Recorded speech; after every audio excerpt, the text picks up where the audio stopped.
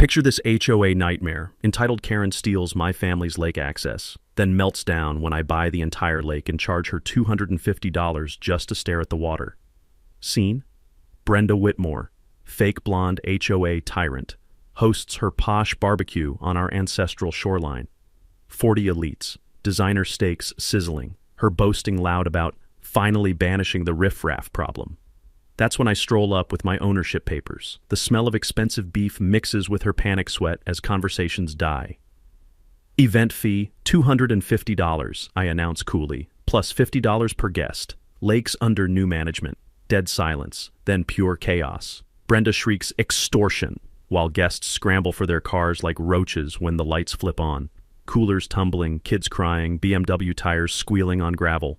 6 months of harassment, 17 bogus complaints trying to destroy my electrician's license, all because I didn't fit her community standards. Revenge is a dish best served lakeside. What would you do if your HOA tried to steal access to water you'd used for 20 years? Drop a comment and let me know where you're watching from. Bonus points if you've dealt with HOA drama.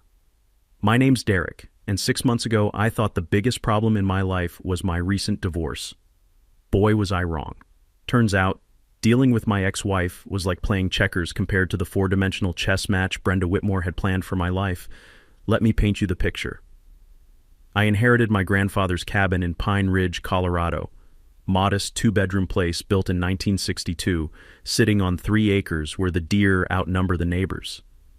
Grandpa Joe used to tell me stories about swimming in that lake every summer since he was a kid, back when the biggest controversy was whether trout fishing was better at dawn or dusk. The morning mist rolling off the water, the smell of pine needles mixing with coffee from my thermos, the satisfying crunch of gravel under work boots on that old dirt path down to the shoreline. This place was my church. I work union electrical. Good honest living, calloused hands, the kind of job where you actually fix things instead of just talking about fixing things. After my ex took half of everything, including my favorite coffee mug, which still stings, this cabin was basically my entire net worth. But here's the thing. I was perfectly happy with that arrangement. My routine was sacred. Wake up at 5:30, stumble to the kitchen, grab coffee strong enough to wake the dead, then shuffle down to the lake for a few laps before the rest of the world started demanding my attention. The water temperature in July feels like liquid silk. In October, it'll make you question your life choices, but in a good way. The lake sits about 100 yards behind my property line. 15 acres of water so clear you can see the rocky bottom 12 feet down. Technically belonged to Ezra Kowalski, this 70-something hermit who'd lived in his cabin on the far shore longer than some trees had been growing. Simple arrangement that worked for 60 years. Ezra owned it. Families with historical access used it respectfully. Everybody minded their own business. You know, like civilized human beings. Then the developers discovered our little slice of paradise. Willowbrook Estates. 43 houses that look like they were designed by someone who'd seen pictures of rich people's homes but never actually lived in one. Each McMansion trying to out-Mediterranean the next, squeezed onto lots that used to be meadow where elk would graze. The smell of fresh asphalt and landscaping chemicals replaced wildflower meadows practically overnight. Every house costs more than I'll make in a decade. Every lawn maintained by crews who show up at 6 a.m. sharp because God forbid anyone see an imperfect blade of grass. The kind of neighborhood where people buy $80,000 cars to drive 3 blocks to Whole Foods. Enter Brenda Whitmore, HOA president, real estate dynamo, and professional life ruiner. Think Real Housewife meets small-town dictator. Blonde hair that defies both gravity and nature, always dressed like she's expecting cameras, drives a BMW X5 that's whiter than her smile and twice as cold. Her house sits on what the marketing brochures called a premium lakefront lot, which sounds impressive until you realize they built a 4,000 square foot monument to mortgage debt without actually owning an inch of lake access. The first time Brenda graced me with her presence, I was dripping lake water and probably resembling a very content wet dog. She materialized on my dock like some suburban succubus, all fake concern and sugar-sweet venom. "Oh, hello. You must be Derek." The click of her designer heels on my weathered wooden planks sounded like a countdown timer. "I'm Brenda Whitmore, president of the Willowbrook Estates Homeowners Association. I was hoping we could chat about some liability concerns." The way she said liability made it sound like I was personally responsible for every insurance claim in Colorado. "I'm sure someone with your background understands we have property values to protect," she continued. eyes scanning my modest cabin like she was calculating exactly how much my existence decreased her net worth. Someone with my background. Lady, I wire the houses that keep your lights on. A week later, I found out exactly what Brenda's concerns looked like. A chain-link fence blocking the path my family had used since Eisenhower was president. Game on. Staring at that fence was like watching someone key your car in slow motion. The metal posts gleamed like surgical steel, concrete footings still dark with moisture, and every no trespassing sign positioned with the precision of someone who probably color codes their sock drawer. But here's the thing about being an electrician. 20 years of troubleshooting teaches you that every problem has a solution. You just need to find the right circuit breaker to flip. First stop, Jefferson County Records Office, where hope goes to die under fluorescent lights and the musty smell of decades-old paperwork. After 3 hours of squinting at surveyor maps that looked like they'd been drawn by caffeinated spiders having seizures, I struck gold. The lake, completely separate parcel, owned by Ezra Kowalski, just like I suspected. Brenda's fancy HOA had about as much legal claim to that water as I had to her BMW. But here's where my day got interesting, and not in a good way. Turns out our suburban dictator had been busy little bee. Public records showed she'd already made Ezra an offer, $50,000 for exclusive Willowbrook access rights. The woman moved faster than bad news in a small town. I drove out to Ezra's place, where his cabin made mine look like a penthouse suite. Weathered wood siding, rusty hinges that squeaked like angry mice, surrounded by Douglas firs that had been growing since before skiing was cool. But when the old man opened his door, his eyes were sharp as January wind. "You're Joe's grandson," he said, studying my hands. "Got the same calluses. Your granddaddy helped my father build this place back in '62. That's when the real story came out. Ezra's fighting cancer, the kind that makes medical bills grow faster than wildfire in August. 47,000 in debt and climbing, with insurance companies playing their favorite game of find creative reasons to deny coverage. Brenda's offer would barely keep his head above water, leaving him broke and unable to afford the treatments that were literally keeping him alive. "She talks to me like I'm simple," Ezra told me, his voice carrying the weight of mountain winters. "Keeps saying how people like me don't understand modern property values. People like him." Funny how that phrase kept coming up. Now, I'm no lawyer, but working construction teaches you a thing or two about property rights.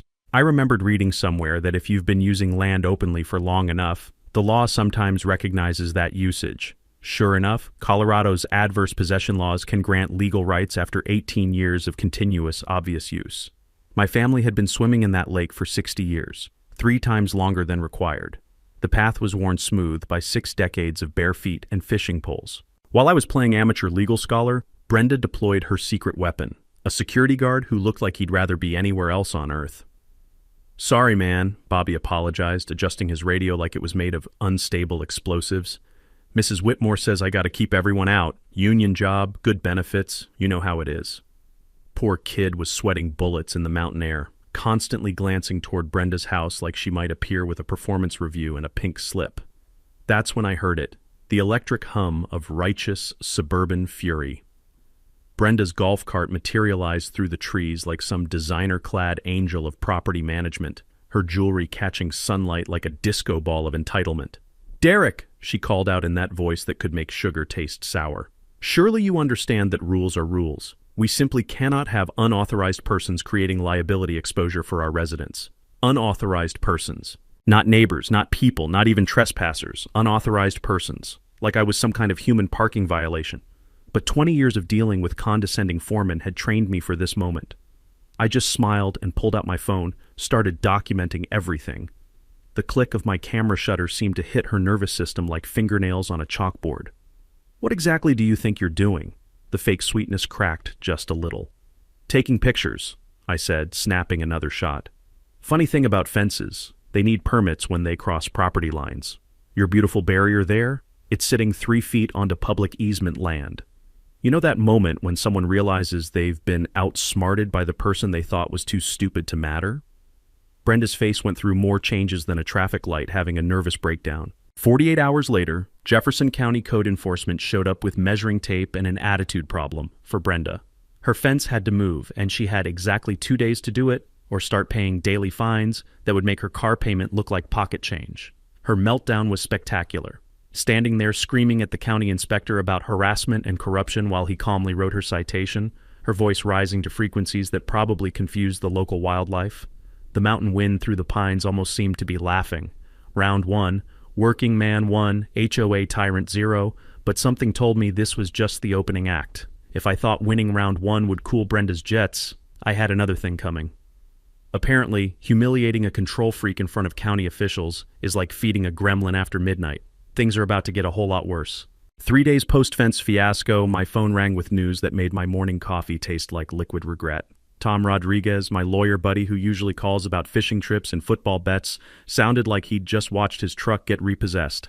Derek, we got a problem. Emergency HOA meeting tonight. They're bringing in a sheriff's deputy to discuss vagrant activity and security threats around the lake area. Vagrant activity. That's me, apparently. 60 years of family tradition now classified somewhere between panhandling and armed robbery. I needed intelligence, so I headed to Murphy's Diner where Bobby, the security guard, was drowning his conscience in chocolate pie. The kid looked like he hadn't slept since the fence incident, constantly checking his phone like it might grow teeth and bite him. Rough week? I asked, sliding into his booth. The coffee shop bell jingled as Bobby glanced around like we were conducting a drug deal. Man, she's got me stalking you, he whispered. Photos, timestamps, everything. She wants documentation every time you even look toward the lake. Then he dropped the real bombshell. Brenda had offered him a $1,000 bonus to catch me doing something illegal. She'd been playing amateur photographer with a telephoto lens, hunting for code violations on my property like some suburban paparazzi. She keeps talking about how certain types of people don't understand community standards, Bobby said, then immediately looked like he wanted to disappear into his pie. I'm sorry, man. I need this job, but this ain't right. Certain types of people. Brenda's broken record was getting old fast. That's when I met my secret weapon, Margaret Luca, 68, retired librarian, and the one person in Willowbrook who saw through Brenda's act. Over coffee strong enough to wake the dead, Margaret spilled the neighborhood tea. That woman turned our subdivision into a fascist theme park, Margaret said, her eyes sparkling with mischief. Last month she tried to fine me for the wrong shade of white paint on my mailbox. Wrong shade of white. I didn't even know that was possible. But here's the real juice. Margaret had done her homework. Turns out the Whitmores were drowning in debt faster than concrete boots in deep water. Her husband's restaurant had crashed and burned, leaving them with bills that made my divorce look like a parking ticket. Brenda wasn't just protecting property values. She was fighting for financial survival. She's been promising HOA members that exclusive lake access could boost home values by 20%, Margaret explained. For her house, that's almost $100,000 in paper equity. Suddenly, everything clicked. This wasn't about community standards. This was about cold, hard cash dressed up in suburban righteousness. That night's emergency meeting was pure theater. Deputy Martinez showed up looking thrilled as a root canal patient, while Brenda performed her greatest hits about neighborhood security threats. The assembled homeowners looked like they'd rather be getting colonoscopies. We're dealing with aggressive behavior, possible substance abuse, and complete disregard for our community values, Brenda announced, her voice carrying across the community center like a fire alarm. Substance abuse, because apparently my morning coffee ritual qualified as suspicious activity in Brenda's paranoid universe. She'd even circulated a petition, 37 signatures demanding to ban unauthorized lake access by non-residents. People who probably would have signed a petition to outlaw Tuesday if she'd asked with enough fake sweetness. But Margaret wasn't just sitting there looking pretty. While Brenda delivered her performance, Margaret's phone captured every word, including the moment when our HOA president admitted she wanted to eliminate the riffraff problem to protect our investments. Finally, some honesty about her real motivations. 2 days later, Brenda escalated to full nuclear warfare. She called the state licensing board with a formal complaint about my electrical work, claiming I'd done unpermitted modifications to my own property. I found myself sitting in an office that smelled like burned coffee and bureaucratic despair, getting grilled by inspectors like I was running an underground wire smuggling operation. Carl Washington, the state inspector, spent 3 hours examining every outlet, every switch, every junction box in my cabin. When he finished, he looked almost annoyed. "Your work exceeds current code requirements," he said, closing his clipboard with a snap. "Whoever filed this complaint either doesn't know electrical from plumbing or they're deliberately wasting state resources." But Carl pulled me aside as he was leaving. "Off the record? Someone's targeting you systematically. This was the most thorough false complaint I've seen in 20 years. Watch your back." That's when I realized Brenda wasn't just playing dirty. She was playing for keeps, and I was about to find out exactly how far she was willing to go. Carl's warning turned out to be as accurate as a Swiss watch and twice as ominous. Within a week, Brenda launched a harassment campaign that would have impressed a military strategist, if military strategists specialized in suburban psychological warfare and had questionable taste in bottle blonde highlights. She went after my livelihood with the precision of a heat-seeking missile. 3 separate job sites received anonymous tips about unlicensed electrical work. My foreman at the hospital renovation pulled me aside, looking like someone had told him his retirement fund was invested in monopoly money. "Derek, we got state inspectors crawling over this place like ants at a picnic.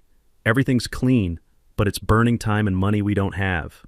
The smell of fresh drywall dust mixed with my growing realization that Brenda was trying to destroy my professional reputation one phone call at a time. In the trades, word spreads faster than wildfire in August. One rumor about shoddy work can kill a career deader than last year's Christmas tree. But I'd learned patience from 20 years of electrical troubleshooting. Sometimes you have to let a system reveal its flaws before you can fix them. So instead of losing my mind, I did what drives control freaks absolutely crazy. I stayed calm and documented everything. My morning lake visits became scientific expeditions. Every swim photographed with timestamps, GPS coordinates, and enough documentation to satisfy a federal investigation. My grandfather had taught me something about property rights that most people never learn. If you use land openly and continuously for decades, the law eventually recognizes your claim. Colorado's prescriptive easement laws protect rights earned through consistent use, and my family had been swimming in that lake since before Brenda was born. While building my legal fortress one photo at a time, I spent more hours with Ezra, bringing groceries and fixing repairs around his weathered cabin. The old man's health was declining, but his memory stayed sharp as December wind. Working on his sagging dock, hammer taps echoing across the water like a woodpecker with OCD, he shared stories that went back 70 years. "Your grandpa and my daddy built that fire pit in '63, he said, pointing to stones worn smooth by decades of use. They'd sit there evenings, sharing beer and complaining about taxes, good men who understood what really mattered. That's when Ezra hit me with news that changed everything. His medical bills had exploded to $73,000, but that wasn't the shocking part. The shocking part was what he showed me next. A manila envelope hidden in his kitchen drawer filled with papers that made my electrician's brain start calculating numbers like a slot machine hitting jackpot. "Found these cleaning out Daddy's old filing cabinet," Ezra said. "Some oil company paid us lease money back in the 50s and 60s for mineral rights. Stopped when the company went belly up, but I never understood what it meant." I stared at documents dated 1958, showing lease payments for exploration rights to natural gas deposits under the lake. The original company had dissolved in 1987, meaning the rights reverted to whoever owned the land. And sitting right there in black and white were geological survey reports indicating significant recoverable reserves. My mind raced through possibilities while my hands shook slightly holding papers that could change everything. In today's natural gas market, with Colorado's pipeline infrastructure and new extraction technologies, those deposits could be worth millions, not thousands, millions. "Ezra," I said carefully, "have you shown these to anyone else?" "Nope. Brenda keeps calling about that partnership deal. But I've been avoiding her. Something about that woman sets my teeth on edge. Thank God for small favors." Brenda was so focused on surface rights and lake access that she'd completely missed the real treasure buried beneath the water. Meanwhile, my intelligence network was paying dividends. Margaret had recorded another HOA meeting where Brenda's mask slipped completely.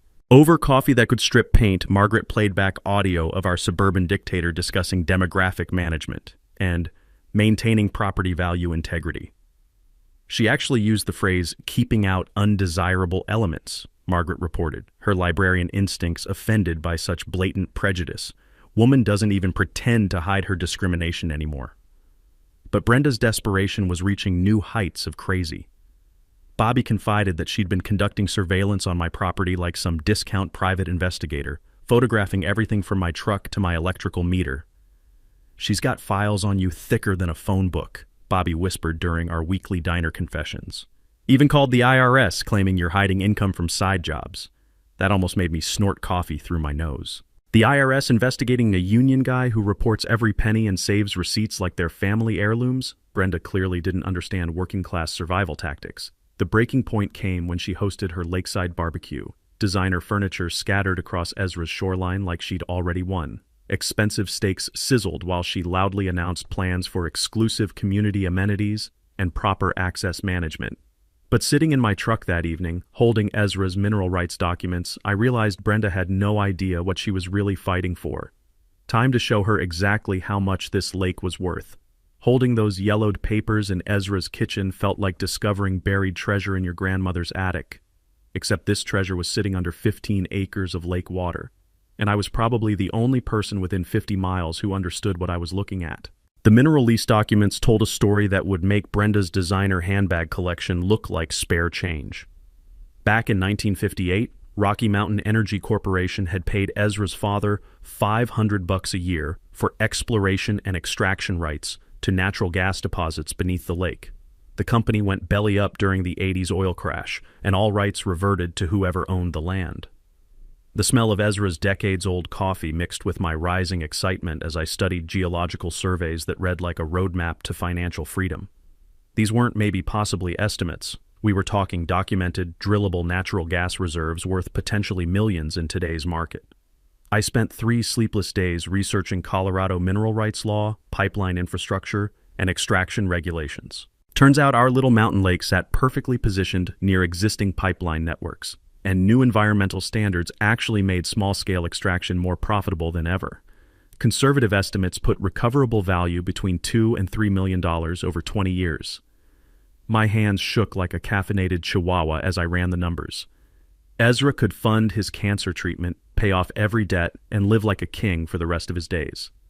His nephew Marcus wouldn't have to sell the family homestead. And if I played this right, I could secure permanent lake access while helping a man who'd shown my family nothing but kindness for 60 years. But here's where my conscience decided to crash the party like an uninvited relative at Thanksgiving dinner. Ezra had no clue what he was sitting on. The old man was facing foreclosure over $73,000 in medical bills while unknowingly owning mineral rights worth more than Brenda's entire McMansion. I could buy those rights for peanuts, let him think he was getting charity, and walk away wealthy enough to buy out the whole subdivision just to spite everyone. The moral weight of that opportunity sat on my chest heavier than a truck transmission. This wasn't some faceless corporation or government bureaucrat. This was a sick old man who'd treated my grandfather like family. So I made the choice that probably cost me a fortune, but guaranteed I could look at myself in the mirror without cringing. "Ezra," I said, spreading the geological surveys across his kitchen table like we were planning a military campaign, "you need to know what you really own here." For the next hour, I explained mineral rights, natural gas extraction, and current market values in terms that made sense to a man who'd survived 7 decades of mountain winters without losing his marbles. Ezra listened with the patience of someone who'd learned that life's biggest surprises usually come wrapped in boring paperwork. When I finished, he sat quiet for a moment that stretched longer than a bad country song, staring at documents that had just transformed from family memorabilia into life-changing opportunity. "So what you're telling me," he said slowly, "is that Brenda Whitmore's been trying to steal surface rights to land sitting on top of a couple million in gas deposits? That's exactly what I'm telling you." Ezra erupted in laughter that shook his entire cabin. Not bitter irony, but pure, delighted amazement at the universe's twisted sense of humor. "That woman's been calling twice a week, lecturing me about how people like me don't understand modern property values," he wheezed, slapping the table with papers worth more than her house, car, and jewelry combined. Turns out she's the one who can't see past her own nose. We spent the afternoon crafting a partnership, Ezra 60%, me 40%, mineral rights leased to legitimate extraction companies. The income would fund his medical care and leave plenty left over to tell Brenda Whitmore exactly where she could stick her community standards. But first, we had to buy this lake before she discovered what we knew. Game time. You know that scene in heist movies where the team plans the perfect crime while dramatic music plays in the background? Well, this felt exactly like that, except instead of robbing banks, we were about to financially ambush a suburban tyrant who'd been making my life hell for 6 months. First order of business, assembling my Ocean's 11 mountain style.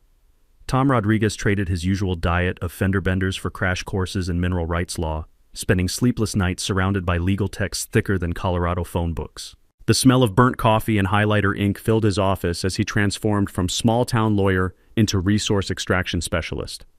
"Derek, this is either brilliant or completely insane," Tom said, rubbing eyes redder than brake lights. But if we pull this off, you'll own the most expensive swimming hole west of the Mississippi. Margaret Luca became our master spy, attending HOA meetings with the dedication of a foreign correspondent in a war zone. Her decades of librarian detective work proved perfect training for corporate espionage disguised as neighborhood gossip. The woman could extract information from public records like a surgeon removing tumors. "Brenda's calling emergency meetings twice weekly now," Margaret reported over coffee strong enough to dissolve spoons. "She's promising residents that lake access is imminent and property values will skyrocket. The desperation is practically leaking through her Botox." Carl Washington became our unofficial regulatory guide. 25 years of navigating bureaucratic maze had taught him exactly which forms mattered and which officials could expedite permits. He couldn't officially help, but he could accidentally leave environmental compliance guides on my truck dashboard. Even Marcus, Ezra's nephew, transformed from reluctant caretaker into enthusiastic business partner after nearly choking on his California coffee when we explained his inheritance. The poor guy had flown in expecting a garage sale, only to discover he was sitting on a geological gold mine. "I came here to sell Uncle Ezra's fishing cabin," Marcus said, staring at mineral surveys like they were alien hieroglyphics. "Now I'm learning about natural gas extraction and LLC tax advantages. My therapist is going to have a field day with this." Our financial strategy required creativity that would have impressed NASA engineers. I mortgaged my cabin for $45,000 as down payment, using Ezra's mineral rights as collateral for additional financing through specialty lenders who understood resource deals. We structured everything through Pine Ridge Lake Partners LLC, because nothing protects you from vindictive HOA lawsuits like proper business incorporation. Here's something they don't teach in high school economics. LLCs are financial force fields. They protect your personal assets while providing tax flexibility and professional credibility. When Brenda inevitably tried to sue us for ruining her neighborhood, she'd be attacking a properly structured business entity, not individual bank accounts. The master plan unfolded in 3 phases like a perfectly choreographed dance. Phase 1, shock and awe purchase at a price Brenda couldn't match. Phase 2, lease mineral rights to legitimate extraction companies with environmental safeguards that would satisfy even the tree huggers. Phase 3, develop premium recreation facilities that generated steady revenue while maintaining natural beauty. Revenue projections made my electrician's calculator smoke with excitement. $200,000 annually from mineral leases, plus $75,000 from day use fees. We weren't just buying water rights. We were creating a sustainable business that would fund Ezra's medical care and give me enough financial independence to tell future HOAs exactly where they could stick their architectural guidelines. Meanwhile, I spent evenings installing security cameras disguised as routine maintenance, the scent of pine sap mixing with anticipation as I mounted weatherproof surveillance around the lake perimeter. Professional boundary signs came next, tasteful wooden posts that established ownership without resembling military checkpoints. The permit pricing system took weeks to perfect. $50 for individual day use seemed reasonable, enough to limit crowds while generating income. Special events like weddings or corporate retreats would command premium rates. $250 felt appropriate for groups wanting exclusive access. Something told me Brenda's future barbecues would fall into that category. Our intelligence network operated smoother than high-end bourbon. Margaret recorded every HOA meeting, documenting Brenda's increasingly frantic promises about imminent lake access. Bobby provided early warning about his employer's schemes, and Carl monitored any new harassment complaints filed against me. The environmental partnership proved unexpectedly valuable. Colorado offered grants for wildlife habitat preservation, and our lake supported protected waterfowl species. Partnering with state fish and wildlife could provide tax benefits while generating positive publicity for our conservation through responsible recreation model. But the sweetest part of our plan was the timing. We scheduled closing for Friday afternoon when Brenda would be showing overpriced houses to unsuspecting buyers. All paperwork pre-approved, funds in escrow, immediate possession upon signature. By the time she realized what happened, we'd already be posting private property signs. Thursday night, I sat on my deck with a beer, watching loons call across water that would soon belong to us. The irony was delicious. Brenda had spent months trying to steal access from a working-class electrician, never realizing she was fighting over the most valuable piece of real estate in the county. Tomorrow, everything changed. Time to show Little Miss HOA president what real power looked like. If I thought Brenda was desperate before, I clearly underestimated what a cornered suburban dictator would do when her financial survival hung by threads thinner than her fake eyelashes. What happened next made her previous harassment look like a friendly disagreement over mailbox colors. It started when she somehow figured out I'd been meeting with Ezra regularly. Tuesday morning at Murphy's Diner, I'm trying to enjoy eggs that didn't deserve the drama about to unfold when she materializes like a designer-clad demon, sliding uninvited into my booth. "Derek," she said, leaning forward with that practiced concern expression, "we need to discuss your inappropriate relationship with Mr. Kowalski." The smell of bacon grease mixed with her perfume, something that probably cost more than my monthly electric bill, as she deployed her fake sympathy voice. "I'm worried you might be taking advantage of an elderly man in a vulnerable condition." Taking advantage. This from a woman who'd been circling Ezra like a vulture in Versace, trying to steal his property for coffee money. But Brenda had been busy playing detective with someone else's credit card. Within days, a private investigator had excavated every financial detail of my divorce, my recent money troubles, and probably my grocery receipts from last Christmas. The information spread through Willowbrook faster than gossip at a church picnic. "Did you know Derek's facing serious financial pressure?" she mentioned casually at HOA meetings, according to Margaret's spy reports. "Suddenly very interested in befriending poor Mr. Kowalski right when he needs to sell property. Quite a coincidence." Then Brenda crossed a line that would have made loan sharks uncomfortable. She actually drove to the cancer center and confronted Ezra during his weekly chemo treatments, bringing 2 HOA witnesses like she was serving a warrant. "She stood right there in the treatment room," Ezra told me later, his voice shaking with exhaustion and fury, "telling me how you were manipulating my judgment for financial gain. Had the nerve to lecture a sick man about being gullible while poison dripped into my veins? Hospital security escorting a HOA president for harassing cancer patients. Even for Brenda, that was Olympic-level awful that impressed nobody and horrified everyone with functioning consciences. Meanwhile, my professional life became a bureaucratic hurricane designed by someone with serious control issues and unlimited time to make phone calls. The state licensing board received complaints about my work that got more creative each week. Someone reported my truck as abandoned commercial equipment on public roads. Code enforcement got anonymous tips about unpermitted structures that had been grandfathered since Johnson was president. "This is systematic warfare," Carl Washington warned me after the 5th inspection in 10 days. "Someone's working through every agency that might regulate anything you do, filing complaints like it's their full-time job." The worst part was watching contractors get nervous about hiring the electrician whose name kept appearing in state investigations, even though every inspection cleared me completely. The smell of worry mixed with concrete dust as project managers pulled me aside, asking if I was having legal problems that might affect their timelines. But Brenda's final gambit shocked even my cynical expectations. She ambushed Marcus outside Ezra's cabin, waving a cashier's check like she was performing an exorcism with money. $85,000 cash today, she announced, according to Marcus's stunned phone call, plus $10,000 extra for your personal inconvenience.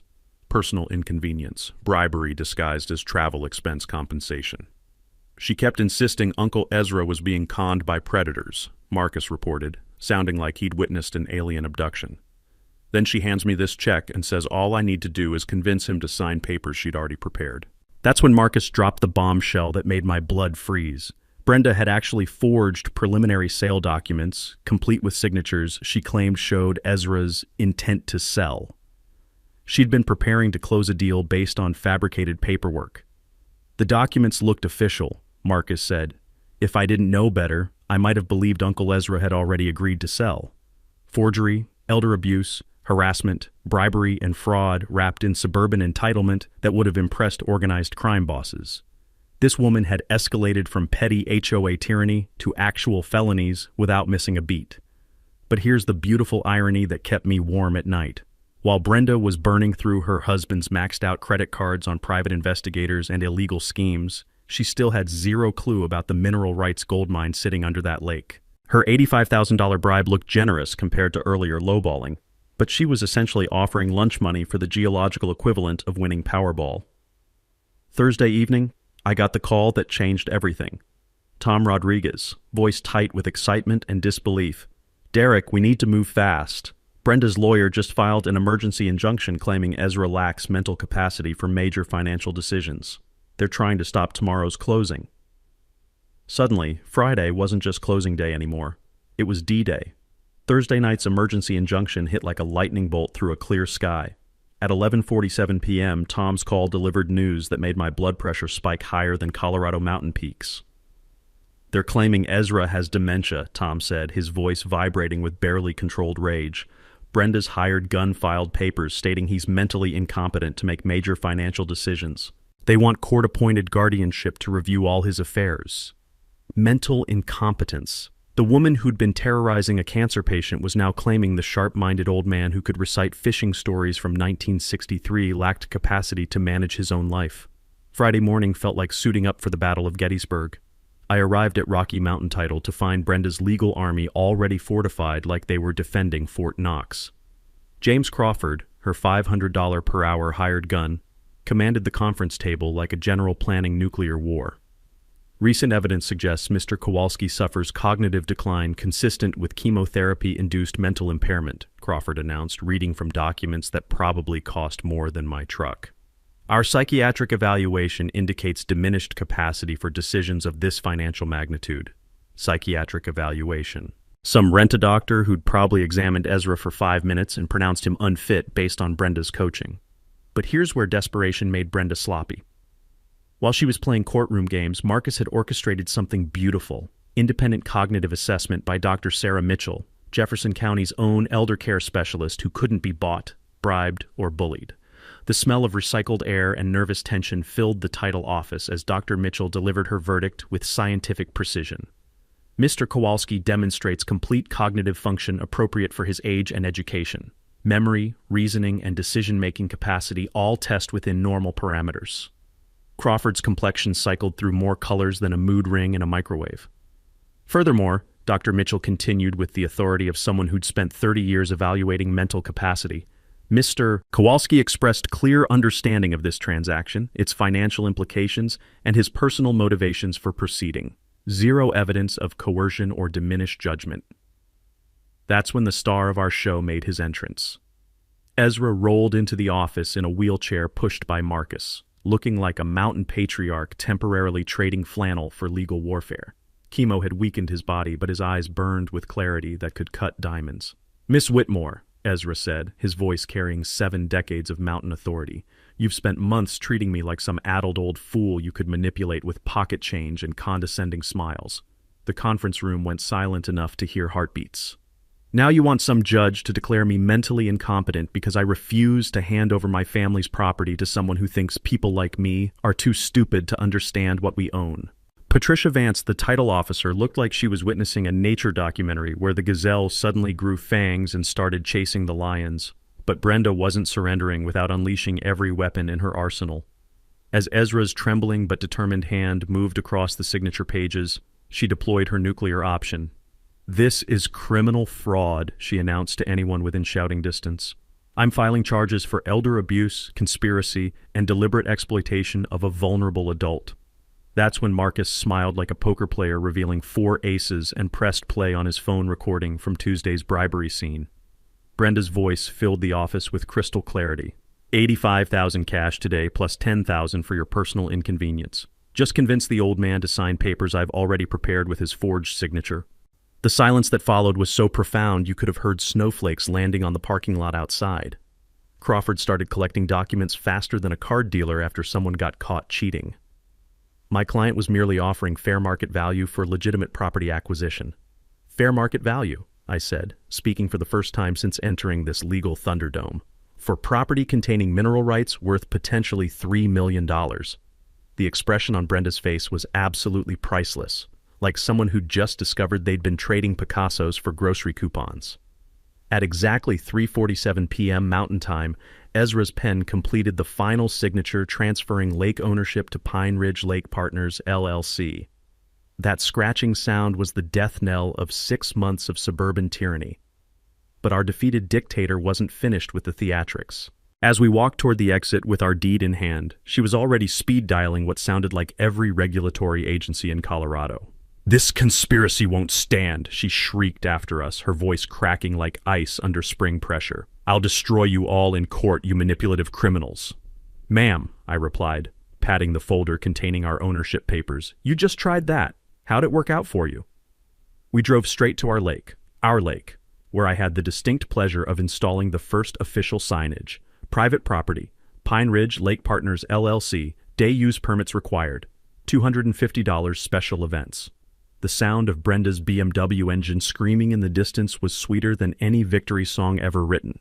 But something told me our suburban war was about to become very, very public. Monday morning arrived with mountain air so crisp it practically sparkled, promising the kind of peaceful day where the biggest drama would be choosing between coffee or tea. Instead, it delivered the most spectacular public meltdown in Pine Ridge history, complete with cameras, badges, and enough entertainment value to fuel social media for months. I was installing our new permit kiosk, a classy wooden station with laminated pricing and usage rules, when the familiar electric whine of Brenda's golf cart announced incoming trouble. But this wasn't a reconnaissance mission. This was a full-scale invasion. 23 Willowbrook residents marched down to their lake like an army of entitled tourists, armed with folding chairs, designer coolers, and the righteous fury of people who'd been promised amenities that never existed. The smell of expensive sunscreen mixed with suburban outrage as they began setting up camp on our pristine shoreline. "Ignore those illegal signs," Brenda commanded her troops like Napoleon addressing the Grande Armée. "This lake belongs to our community, and we're taking back what's rightfully ours, rightfully theirs." After 6 months of harassment, bribery attempts, and elder abuse, she was still claiming ownership of water that had never belonged to Willowbrook Estates. I pulled out my phone and started recording as families began unloading beach umbrellas worth more than my monthly grocery budget. "Folks, this is private property now. Day use permits are $50 per person, payable at the kiosk." "We don't pay extortion fees to con artists," Brenda declared, her voice echoing across the water like a bullhorn filled with pure entitlement. "This community lake belongs to Willowbrook residents." That's when Margaret Luca materialized like a silver-haired avenging angel, carrying a folding chair and coffee that could probably strip paint. The sight of their own neighbor supporting the enemy caused visible confusion among Brenda's invasion force. "Actually, Brenda," Margaret announced loud enough for everyone to hear, "it doesn't belong to us. Never did. Derek bought it fair and square after you tried to cheat Mr. Kowalski out of millions." Millions. That word rippled through the crowd like electricity, heads turning, whispered conversations starting. People began checking phones, probably Googling property records and mineral rights for the first time in their lives. But Brenda had invested too much pride in potential felony charges to retreat gracefully. "Margaret, you've been brainwashed by these manipulators. Can't you see they're exploiting a vulnerable cancer patient?" "That vulnerable cancer patient just became a multi-millionaire," Margaret replied sweetly. "Funny how mineral rights work when people actually understand property law." Perfect timing brought Jessica Martinez from the Pine Ridge Gazette, arriving with a photographer and the kind of notebook that meant someone was about to become infamous. Word had spread about the lake war, and local media smelled a story with viral potential. "Mrs. Whitmore," Jessica called out, "can you comment on allegations that you attempted to bribe Mr. Kowalski's family and forged legal documents?" Brenda's face cycled through more expressions than a mime having a seizure. "Those recordings were taken completely out of context. I was offering legitimate business consultation.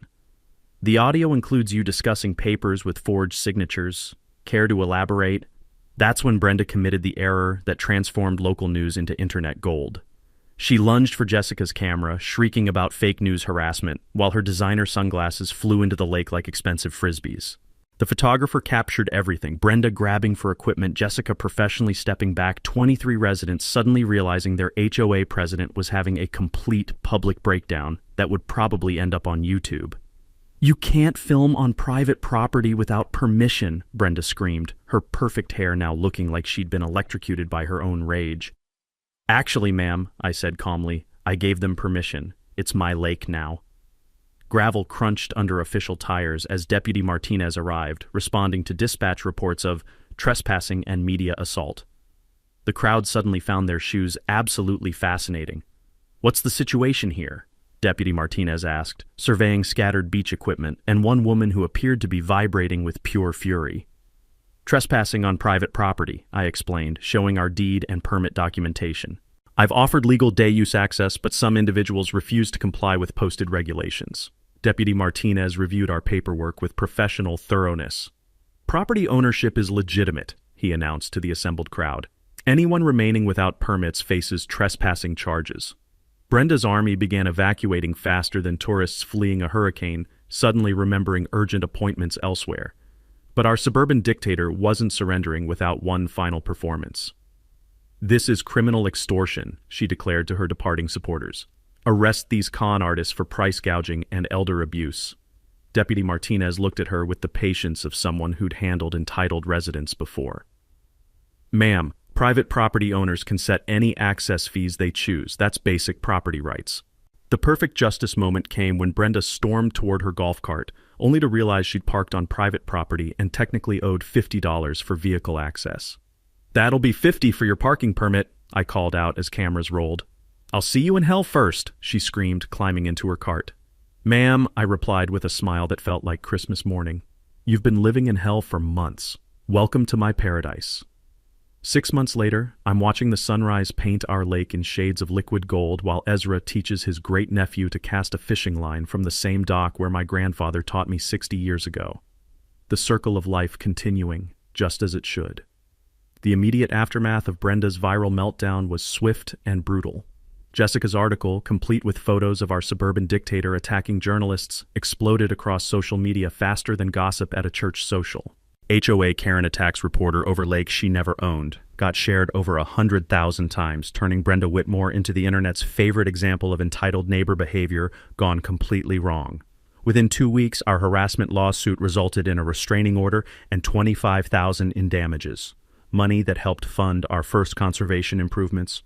The criminal charges for elder abuse and document forgery earned Brenda 6 months probation and 200 hours of community service cleaning public bathrooms, which seemed appropriately humbling for someone who'd spent months treating working people like dirt.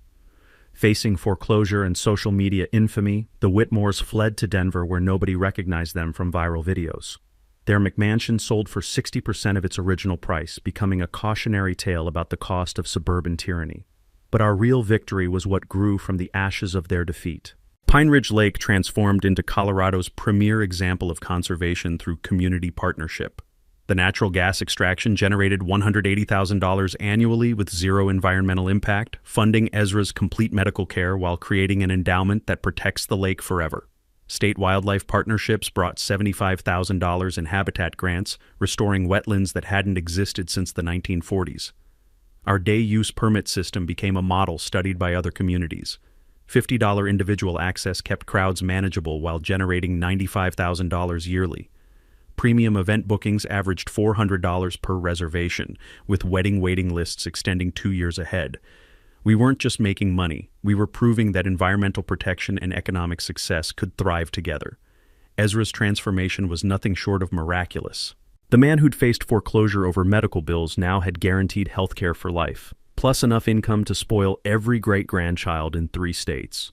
His cancer went into complete remission, his energy returned, and most importantly, his dignity was fully restored. He became our unofficial lake historian, teaching visiting school groups about wildlife conservation and family traditions. "Your granddaddy always said this water brought out people's true character," Ezra told me last week, watching eagles nest in trees we'd helped restore. He just never mentioned it would also make us rich while doing it. Margaret Luca's election as HOA president ended Willowbrook's reign of terror, replacing petty regulations with community barbecues and neighborhood cooperation. Under her leadership, the subdivision transformed from a collection of suspicious strangers into the kind of place where neighbors actually help each other and kids play outside without fear of citations. Our scholarship fund has sent 18 local students to college for environmental studies, creating the next generation of conservation leaders. The annual Pine Ridge Conservation Festival draws 500 volunteers from across Colorado, generating enough publicity to attract $200,000 in additional conservation grants while creating the kind of community pride that money can't buy. My electrical business exploded after word spread about the working man who'd outsmarted entitled elites and discovered buried treasure in the process. Contractors started calling specifically requesting the lake guy, and my rates doubled as clients appreciated someone with enough spine to stand up to bullies. I went from paycheck to paycheck survival to having work booked 8 months ahead. The lake ecosystem flourished under our protection. Water quality improved dramatically with controlled access and environmental monitoring. Wildlife populations tripled as we balanced human recreation with habitat restoration. The loon population increased to 7 breeding pairs. Their calls at sunrise now a symphony of conservation success. Last month, we hosted our first annual Derek's Lake Legacy Day, a free community celebration featuring local bands, environmental education, and enough barbecue to feed half the county. Watching 300 neighbors, former enemies, and new friends celebrating together around water that nearly became the center of a legal war felt like the definition of perfect justice. As morning mist rises off protected water that generates income while staying beautiful forever, I realize Brenda accidentally gave us the greatest gift imaginable, the motivation to discover what we really had and the determination to protect it properly. Sometimes the best revenge is building something so good that your enemy's children wish they could be part of it. What would you do if your HOA tried to steal access to water your family used for 20 years? Drop a comment and let me know where you're watching from. Bonus points if you've dealt with HOA drama. Hit subscribe for more stories about underdogs who beat the system through patience, intelligence, and occasionally getting lucky enough to find buried treasure.